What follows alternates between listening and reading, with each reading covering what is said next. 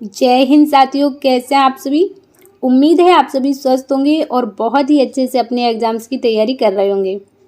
मैं नेहा स्वागत करती हूँ आप सभी का आपके अपने परिवार लक्ष्यवर्धी में। साथियों, इस क्लास में हम लोग हिंदी का प्रैक्टिस सेट करते हैं। हिंदी के वही क्वेश्चंस हम लोग इस क्लास में डिस्कस करते हैं जो क्वेश्चंस पिछले वर्ष किसी न किसी परीक्षा में आए हुए हैं या फिर आगे आने वाली परीक्षाओं में इन क्वेश्चनों के आने की संभावना है। तो आप किसी भी एग्जाम की तैयारी कर रहे हैं जिसमें आपके हिंदी से क्वेश्चंस पूछे जाते हैं, आप सभी एग्जाम्स के लिए इस क्लास को ले सकते हैं। तो साथियों, बिना किसी देरी के शुरू करते हैं आज का अपना हिंदी का प्रैक्टिस सेट। तो आज की क्लास का आपका पहला क्वेश्चन है, वहाँ कोई नहीं है, वाक्य में कौन सा अव्यय है। आपको बताना है कि इस वाक्य में कौन सा अव्यय है। वहाँ कोई नहीं है, स्थितिवाचक, स्थानवाचक, कालवाचक या फिर दिशावाचक। तो देखिए कौन सा अव्यय हो जाएगा इसमें। वहाँ, वहाँ, यहाँ, वहाँ, अंदर, बाहर, ये क्या होते हैं, ये आपके स्थान होते हैं। तो ये क्या हो जाएगा, स्थानवाचक। राइट। अगला क्वेश्चन है आपका, निपात के कितने प्रकार हैं। आपको बताना है निपात के कितने प्रकार हैं। 4 हैं, 7 हैं, 11 हैं या फिर 9 हैं। तो बताएंगे आप सभी लोग। बिल्कुल, जिसने भी ऑप्शन नंबर डी चुना है बिल्कुल सही हो जाएगा।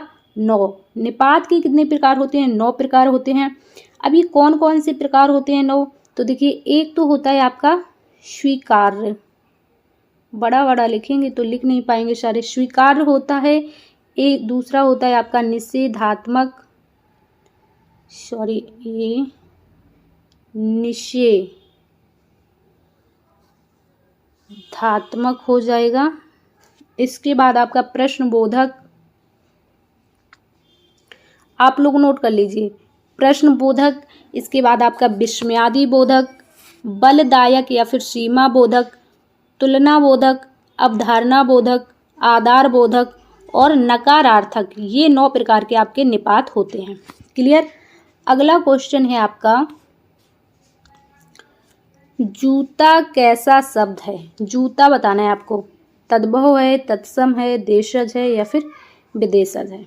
तो देखिए, जूता, जूता आपका कैसा हो जाएगा। बिल्कुल, जिसने भी ऑप्शन नंबर सी चुना है देशज, देशज शब्द हो जाएगा जूता। बिल्कुल, जिन शब्दों की उत्पत्ति का पता नहीं चलता है कि ये शब्द कहाँ से उत्पत्त हुए हैं, इनकी उत्पत्ति कहाँ से हुई है, तो वो शब्द कैसे होते हैं, देशज। जैसे जूता हो गया, लुटिया हो गया, है ना, लुटिया हो गया और आपका तेंदुआ हो गया। ये शब्द कैसे हैं, ये आपके सारे शब्द देशज हैं। राइट। अगला क्वेश्चन है आपका, किस शब्द में नि उपसर्ग का प्रयोग नहीं किया गया है। नि उपसर्ग आपको बताना है किस में नहीं किया गया। तो देखिए, निदर्शन। अब यहाँ पर दर्शन एक शब्द होता है, मूल शब्द दर्शन, दर्शन प्लस नि यहाँ पर उपसर्ग लगा है। हालांकि पहले नि आएगा बाद में दर्शन आएगा। ठीक है। इसके बाद यहाँ पर आप देखेंगे कि तो दान एक शब्द होता है, दान में नि उपसर्ग लगा है। यहाँ पर निपात या फिर निराकरण बताइए। तो एक शब्द होता है आपका पात, पात में अगर आप नि उपसर्ग लगा देंगे तो निपात हो जाएगा। लेकिन यहाँ पर देख सकते हैं आप निराकरण लिखा है, तो यहाँ पर नि उपसर्ग ना होकर के क्या हो जाएगा, यहाँ पर आपका जो उपसर्ग होगा निर, ये उपसर्ग होगा, निर उपसर्ग होगा। ऑप्शन नंबर बी आपके क्वेश्चन का बिल्कुल सही आंसर हो जाएगा। अगला क्वेश्चन है आपका, निम्न में से अध्ययन का विशेषण है। बताइए, अध्ययन का आपको विशेषण बताना है। अध्ययनी हो जाएगा, अधीत हो जाएगा, अधृत हो जाएगा या फिर अध्यायवासी हो जाएगा, अध्यावसायी हो जाएगा। बताइए क्या हो जाएगा। तो बिल्कुल, जिसने भी ऑप्शन नंबर बी यहाँ पर टिक किया है बिल्कुल सही आंसर हो जाएगा अधीत। अध्ययन का जो विशेषण बनेगा अधीत बन जाएगा। अगला क्वेश्चन है आपका, मनोविकार का सही संधि विच्छेद है। मन प्लस विकार है, मनो प्लस विकार है, मनः प्लस विकार है या फिर मनोवि प्लस कार है। बताइए। तो आप सभी ने एक विसर्ग संधि पढ़ी होगी। संधि के कितने भेद होते हैं, 3 भेद होते हैं। कौन कौन से, स्वर संधि, व्यंजन संधि और विसर्ग संधि। तो यहाँ पर आपकी विसर्ग संधि है। ऑप्शन नंबर सी वाले विद्यार्थी बिल्कुल सही हो जाएंगे, जिनका भी मनः प्लस विकार टिक किया है बिल्कुल सही आंसर हो जाएगा। मनः प्लस विकार क्या हो जाएगा? मनोविकार। अगला क्वेश्चन है आपका, ऐसा पद समूह जिसका अपना अर्थ हो, जो एक वाक्य का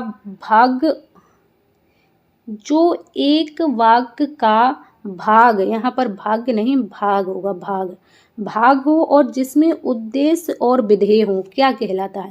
भाई यहाँ पर स्पष्ट कर दिया गया है, जहाँ एक पद हो, पद का समूह हो, अपना उसका अर्थ हो, वाक्य का भाग हो और उसमें उद्देश्य और विधेय हो, तो क्या होगा? सीधी सीधी बात है कि वो एक वाक्य कहलाएगा। क्या कहलाएगा? वो पूरा एक संपूर्ण वाक्य बन जाएगा। राइट। अगला क्वेश्चन है आपका, निम्नलिखित में से कौन सा वाक्य शुद्ध है? आपको बताना है शुद्ध कौन सा वाक्य है। तो देखिए, यह काम आप पर निर्भर करता है। करता क्या होता है? यह काम आप पर निर्भर है ना, ऐसे बोलेंगे। मैंने 1 वर्ष तक उनकी प्रतीक्षा देखी। प्रतीक्षा देखी नहीं जाती है, प्रतीक्षा की जाती है ना। अगला, मैं अपनी बात के स्पष्टीकरण के लिए तैयार हूँ। बिल्कुल, ये आपका ऑप्शन नंबर सी यहाँ पर सही हो जाएगा कि भाई मैं अपनी बात की स्पष्टीकरण के लिए तैयार हूँ। डी देख लो, वहाँ बहुत से पशु और पक्षी उड़ते और चरते हुए दिखाई दिए। भाई इसने कह दिया पहले पशु आया और इसने पशुओं को उड़ा दिया है, पक्षियों को चरा दिया है, ये नहीं होगा। पशु पक्षी तो चरते और उड़ते दिखाई देने चाहिए थे, ना कि उड़ते और चरते। क्लियर? ऑप्शन नंबर सी यहाँ पर सही हो जाएगा। अगला क्वेश्चन है आपका, कौन सा एक असुर का पर्यायवाची नहीं है? 4 ऑप्शन आपको दिए गए हैं, इसमें आपको बताना है जो असुर का पर्यायवाची नहीं है। गीवार्ण, यातुधान, दनुज या फिर निशाचर।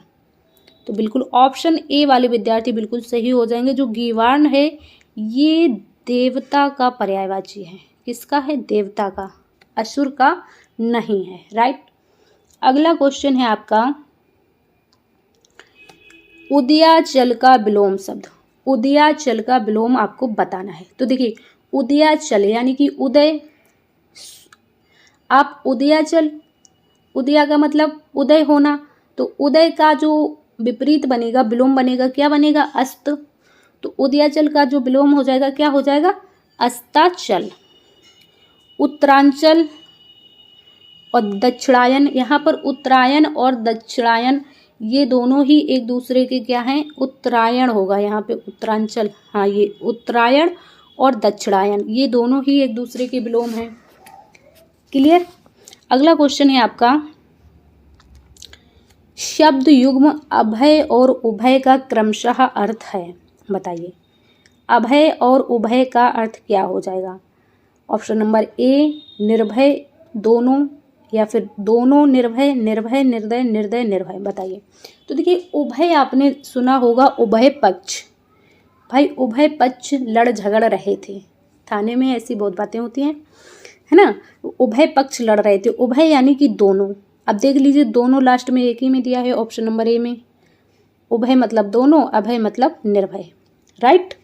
अगला क्वेश्चन है आपका, निम्नलिखित में से स्त्रैण शब्द किसके लिए प्रयोग किया जा सकता है? स्त्रैण वाक्यांश के लिए एक शब्द यहाँ पर दिया गया है। स्त्रैण किसे कहेंगे? ऐसी स्त्रियां जो युद्ध करती हों, जो स्त्री के वशीभूत हो, जो स्त्रियों का वशीकरण करे, जो स्त्रियों की पूजा करे, बताइए।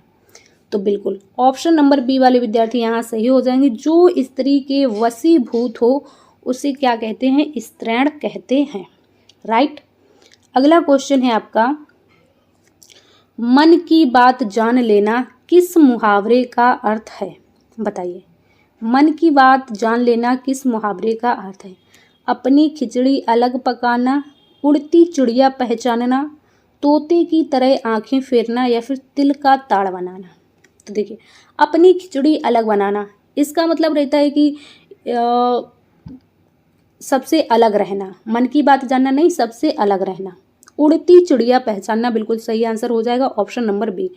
तिल का ताड़ बनाने का अर्थ होता है कि छोटी सी बात को बहुत बड़ा चढ़ाकर पेश करना। क्लियर। अगला जो क्वेश्चन है आपका, एक अच्छे पत्र में कौन सी विशेषता नहीं होनी चाहिए। आपने मान लीजिए किसी को एक अच्छा सा पत्र लिखा है, उसमें क्या नहीं होना चाहिए। सरल भाषा नहीं होनी चाहिए, बिल्कुल होनी चाहिए, सरल भाषा होनी चाहिए। विचारों की सुस्पष्टता, यानी कि आप उसमें क्या विचार व्यक्त कर रहे हैं वो स्पष्ट होने चाहिए। संक्षिप्तता, बिल्कुल आप उसको कोशिश करेंगे कि कम बातों में ज़्यादा चीज़ें लिख सकने की, ना कि एक पूरी किताब ही लिख दी पत्र के लिए, है ना। संक्षिप्तता होनी चाहिए। लेकिन क्या नहीं होना चाहिए, कठिन भाषा शैली का प्रयोग नहीं होनी चाहिए कि भाई ऐसी भाषा लिख दो कि उसको समझ में ही ना आए पत्र पढ़ने वाले को, है ना। तो ऑप्शन नंबर डी बिल्कुल सही हो जाएगा, कठिन भाषा शैली का प्रयोग नहीं होना चाहिए। राइट। अगला क्वेश्चन है आपका, इनमें से कौन सा पक्ष का भेद नहीं है। पक्ष का भेद नहीं है ये आपको बताना है। नित्यता बोधक, अभ्यास बोधक, प्रश्न बोधक या फिर स्थिति बोधक। तो बिल्कुल जिसने भी यहाँ पर ऑप्शन नंबर सी चुना है बिल्कुल सही हो जाएंगे, प्रश्न बोधक। ये जो प्रश्न बोधक है ये पक्ष का भेद नहीं है। राइट। अगला क्वेश्चन है आपका, वह वृद्धा चल नहीं सकती वाक्य की वृत्ति का सूचक है। बताइए, वृद्धा चल नहीं सकती यह वाक्य की वृत्ति का सूचक है। किस प्रकार की वाक्य की वृत्ति का सूचक है बताइए। संकेतार्थ, निश्चयार्थ, सामर्थ्य सूचक या फिर बाध्यता सूचक। तो देखिए चल नहीं सकती, इसमें उसका क्या वो संकेत कर रही है, बिल्कुल नहीं। निश्चय, सामर्थ्य, यहाँ पर उसके सामर्थ्य की बात हो रही है कि उसमें इतना भी सामर्थ्य नहीं है कि वो चल सके। यानी कि यहाँ पर वाक्य की वृत्ति कैसी हो जाएगी, सामर्थ्य सूचक, उसके सामर्थ्य की बात कही जा रही है। तो ऑप्शन नंबर यहाँ पर सी बिल्कुल सही हो जाएगा। तो साथियों ये था हमारा आज का हिंदी का प्रैक्टिस सेट। इस प्रैक्टिस सेट में आपने कितने क्वेश्चन सही कर पाए हैं हमें कमेंट बॉक्स में ज़रूर बताइएगा। और यदि क्लास आपको पसंद आती है तो क्लास को ज़्यादा से ज़्यादा लाइक और शेयर कीजिएगा। चैनल पर नए हैं तो चैनल को सब्सक्राइब कर लीजिए। हम मिलेंगे आपसे नेक्स्ट क्लास में। जब तक के लिए स्वस्थ रहिए और अच्छे से अपने एग्ज़ाम की तैयारी करते रहिए। जय हिंद साथियों।